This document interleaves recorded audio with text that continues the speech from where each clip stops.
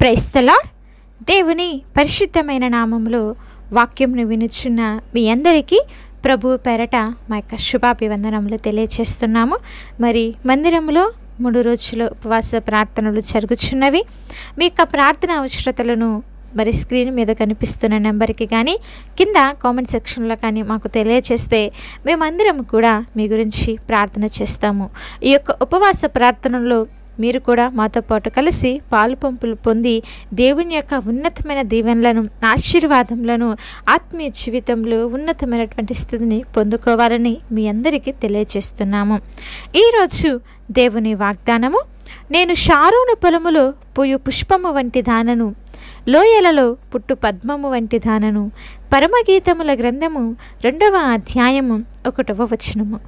ప్రియ సహోదరి సహోదరులారా, ఈ లోకంలో జీవిస్తున్నటువంటి నీవు నేను ఎవరైనా సరే డబ్బు ఉందని, అందం ఉందని, చదువు ఉందని, లేకపోతే నీకన్నా బలవంతులు గొప్పవారు ఇంక ఈ లోకంలో ఎవరూ లేరని, నీకన్నా జ్ఞానవంతులు ఇంకెవరూ కూడా లేరని చెప్పి అతిశయపడుతూ అందరిలో కల్లా నేనే గొప్పదానను, నేనే గొప్పవాడను అన్నటువంటి భావముతో ఈ లోకంలో గర్వంగా జీవిస్తున్నావేమో.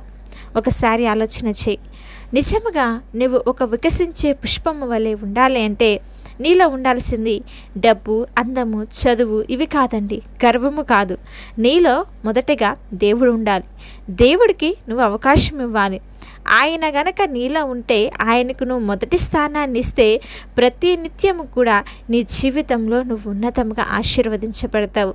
ఎప్పుడైతే నీ యొక్క ప్రవర్తన ద్వారా, నీ యొక్క నడవడిక ద్వారా, నీ యొక్క మాటల ద్వారా, నీ యొక్క తీరు ద్వారా, నీ యొక్క బ్రతుకు ద్వారా ఎప్పుడైతే నువ్వు ఇతరులకు దేవుణ్ణి కనపరుస్తావో, ఇతరులకు దేవుని నిమిత్తమై సాక్ష్యముగా నిలుస్తావో, అప్పుడే నువ్వు అందరిలో కల్లా గొప్ప వ్యక్తివి అవుతావు. వాక్యం అన్నటువంటి పుష్పము ఎప్పుడూ కూడా మన యొక్క హృదయాలలో వికసిస్తూ ఉండాలండి. ప్రార్థన జీవితాన్ని మనము కలిగి ఉండాలి. ప్రతి నిత్యము కూడా, ప్రతి క్షణము దేవుని సన్నిధిని విడవక, ఏ విధంగా అయితే దావీదు దినమునకు 7 మార్లు ప్రార్థించాడో, దానియేలు ప్రతిరోజు 3 మారు ఏ విధంగా అయితే ప్రార్థన చేస్తూ దేవునికి ఒక ప్రత్యేకమైనటువంటి స్థానాన్ని, వారి జీవితంలో మొట్టమొదటి ప్రయారిటీని దేవునికి ఎలాగైతే వారు ఇచ్చారో, మనము కూడా వారి వలె దేవునికి కనుక మొదటి స్థానాన్ని ఇవ్వగలిగితే, మొట్టమొదటిగా మనలో మనము దేవుణ్ణి ఉంచుకోగలిగితే ఎంతో గొప్ప ఉన్నతమైనటువంటి దీవెనలను, ఆశీర్వాదములను పొందుకుంటామండి. మరి యోబు గారి జీవితము ఎంతో కష్టకాలంలో నిందలతో, అవమానాలతో కనబడుతుంది కదా. ఎప్పుడైతే అతడు దేవునికి లోబడి తన యొక్క జీవితాన్ని దేవునికి అప్పగించాడో, తర్వాత తన యొక్క జీవితము ఎంతో అందముగా వికసించింది. తను కోల్పోయినటువంటి ప్రతిదీ కూడా యోబు రెట్టింపుగా పొందుకున్నాడండి. అలాగే నీవు కూడా ఎప్పుడైతే నీ జీవితాన్ని దేవునికి అప్పగిస్తావో, అప్పుడే నీ జీవితము కూడా ఎంతో అందముగా ఈ లోకంలో వికసిస్తుంది. నిన్ను చూసి దేవుని యొక్క నామమునకు మహిమ కలుగుతుంది. నీ ద్వారా దేవుని యొక్క నామము ఘనపరచబడుతుంది. ఇప్పటి వరకు నీ జీవితము పాపంలో ఉండి ఎండిపోయిందేమో. 3 బారినటువంటి జీవితాలను కూడా వికసింప చేయగల దేవుడు మనకున్నాడన్నటువంటి విషయాన్ని మనము మర్చిపోకూడదండి. ఎంత లోతులో వాడిపోయినటువంటి బ్రతుకులో నీవున్నా సరే, ఒక్కసారి వికసింప చేయగల సమస్తాన్ని సాధ్యపరచగల దేవుని వైపు నువ్వు తిరగగలిగినట్లయితే, వాడిపోయినటువంటి నీ బ్రతుకులో, 3 బారిపోయినటువంటి నీ జీవితంలో గొప్ప మేలులను ఆయన అనుగ్రహిస్తాడు. ఉన్నతమైనటువంటి కార్యములను జరిగిస్తాడు. మరి నయోమి సెలవిస్తుంది, నన్ను నయోమి అని పిలవద్దు, నన్ను మారా అని పిలవండి, ఎందుకంటే నా బ్రతుకులో ఇప్పుడంతా కూడా చేదే ఉందని సెలవిస్తుంది. ఈరోజు నువ్వు కూడా నీ జీవితంలో వాడిపోయినటువంటి పరిస్థితుల్లో దిగులు పడిపోతూ, ఏ దిక్కు లేక, ఏ ఆధారము లేక, ఏ ఆశ్రయము లేక, ఆదుకునే వాళ్ళు లేక, మరి ఆదరించే వాళ్ళు లేక ఎంతగానో నలిగిపోతూ కృంగిపోతున్నావా, దిగులు చెందుతున్నావా? ఎందుకు దిగులు చెందటం? నీ జీవితాన్ని ఆయనకు ఒక్కసారి అప్పగించు. ఇప్పటి వరకు నువ్వు మనుషుల మీద ఆధారపడ్డా వేమో, ఇహలోకంలో ఉంటున్న బంధువుల వైపు, అందచందాల వైపు, డబ్బుకి వైపు, మరి ఈ లోకంలో ఉంటున్న ప్రతి ఒక్కరి మీద నువ్వు ఆధారపడి జీవించావేమో. ఒక్కసారి నీ జీవితాన్ని వారికి కాకుండా దేవునికి నువ్వు అప్పగించి చూడు. ఆయన నీ జీవితాన్ని ఎంత ఉన్నతంగా మారుస్తాడు. నిన్ను పరిమళ వాసనగా ఆయన ఉంచుతాడు. అనేక మందికి సాక్షార్థంగా దేవుడు నిన్ను నడిపిస్తాడండి. కాబట్టి సమస్తాన్ని సాధ్యపరచగల దేవుని వైపు తిరుగుదాం. ఆయనకి మనం అప్పగించుకుందాం. ఆయనకి మన జీవితాన్ని మనం అప్పగిస్తే, మన హృదయాన్ని ఆయనకిస్తే గొప్ప వెలుగును, ఉన్నతమైనటువంటి క్రియలను, ఎన్నో అద్భుతమైనటువంటి కార్యములను మనం మన యొక్క జీవితాల్లో చూస్తాము. అలా కాకుండా దేవునికి అవకాశం ఇవ్వకోకుండా ఈ లోకంలో ఉంటున్న వాటికి మనం మన హృదయాన్ని ఇచ్చామనుకోండి, వాటి వల్ల మనకి ఏం ఉపయోగం చెప్పండి? అవేమన్నా మన మరణ కాలంలో మనల్ని తప్పించగలుగుతాయా? నరకంలో నుండి మనల్ని విడిపించగలుగుతాయా? లేదు కదా. మరి మనల్ని నరకంలో నుంచి తప్పించేది ఎవరు? విడిపించేది ఎవడు? సజీవుడైనటువంటి దేవాది దేవుడే కదా. మరి మన హృదయాన్ని ఎవరికి అప్పగించుకోవాలి? మన హృదయమే ఆయన ఆలయము. ఆయనేమి డబ్బు, నీకున్న ఆస్తు, అంతస్తు ఏది అడగట్లేదు. నీ యొక్క హృదయాన్ని ఆయన కోరుకుంటున్నాడు. కాబట్టి సమస్తాన్ని విడిచిపెట్టేసి నీ యొక్క హృదయాన్ని మొదటగా దేవునికి ఇవ్వు.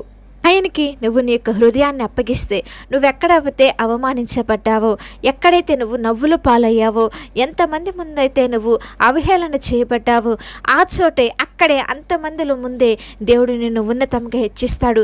నీ యొక్క జీవితాన్ని పరిమళ వాసనగా ఉంచుతాడు. అనేక మందికి సాక్ష్యార్థంగా నిన్ను చూసి నవ్విన వాళ్ళే మరి నిన్ను చూసి తలదించుకునే రోజున ఆయన అనుగ్రహిస్తాడు. కాబట్టి నీ జీవితాన్ని దేవునికి అప్పగించు. నీ జీవితంలో మొట్టమొదటి ప్రయారిటీ దేవునికి ఇవ్వు. మొదటి స్థానాన్ని ఆయనకు అప్పగించి చూడు. గొప్ప అద్భుతాలు, మేలులను నువ్వు చూస్తావు. కాబట్టి మనము మన యొక్క హృదయములను దేవునికి అప్పగిస్తూ మరి దేవుని సన్నిధిలో ఎప్పుడు కూడా వికసించే వారంగా, మరి పరిమళ వాసనలను వెదజల్లే వారంగా ఉందాము. చిన్న ప్రార్థన చేసుకుందాం. మమ్మల్ని మిక్కిలిగా ప్రేమించిన మా ప్రియ పరలోకపు తండ్రి, శ్రేష్టమైన కృపగలిగిన ఉన్నతమైన నామమునకై మీకే స్తోత్రములు. అవును దేవా, ఇంతవరకు ఈ లోకంలో ఉంటున్న డబ్బుకి, ఆస్తికి, అంతస్తులకు, భోగభాగ్యాలకు మా హృదయాన్నిచ్చి ఎంతో గర్వముతో నా అన్నవారు లేరు అని చెప్పి ఎంతో గర్వముతో మేము జీవించాము తండ్రి. ఇంతవరకు మేము జీవించిన బ్రతుకు వ్యర్థము దేవా. దయతో మమ్మల్ని మీరు మన్నించండి, క్షమించండి. మా యొక్క పాప జీవితంలో నుండి మీరు మమ్మల్ని తప్పించిన విధానంకై మీకు స్తోత్రములు. ఇక నుంచి మా యొక్క హృదయాన్ని, మా యొక్క జీవితాన్ని మేము మీకు అప్పగించుకొనిచుండగా నీ కృపతో నింపండి. తగ్గింపు మనస్సును మాకు అనుగ్రహించండి. ప్రతినిత్యము నీ సన్నిధిలో సాక్షులుగా జీవించే భాగ్యంను నాకు, మాకు, ప్రతి ఒక్కరికి మీరు దయచేయమని ప్రార్థిస్తున్నాం.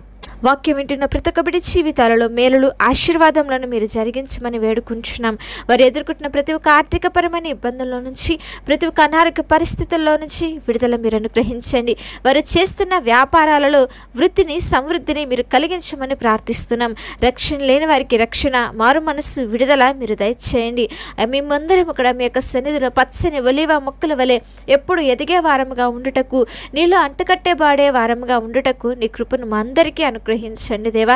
ప్రతి ప్రార్థన అంశంను, ప్రతి ఒక్క విజ్ఞాపనను మీ సన్నిధిలో మేము మొరపెట్టుకొనిచుండగా, మీ చిత్త ప్రకారంగా, మీ ఉద్దేశాల ప్రకారంగా మేలులను, ఆశీర్వాదకరమైనటువంటి క్రియలను జరిగించి, గొప్ప ఉన్నతమైన కార్యములు జరిగించి మీ సన్నిధిలో సాక్షులుగా నిలవబెట్టుకోమని యేసుక్రీస్తు వారి శ్రేష్టమైన నామంలో అడిగి వేడుకొని ప్రార్థిస్తున్నాము తండ్రి. ఆమేన్. అలాగే మీ యొక్క ప్రార్థన అవసరతలు మాకు తెలియచేసిన యెడల మేమందరం కూడా మీ గురించి ప్రార్థన చేస్తాము. దేవుని ఉన్నతమైన కృప మీకు, మీ కుటుంబాలకు తోడయ్యుండి నడిపించునుగా.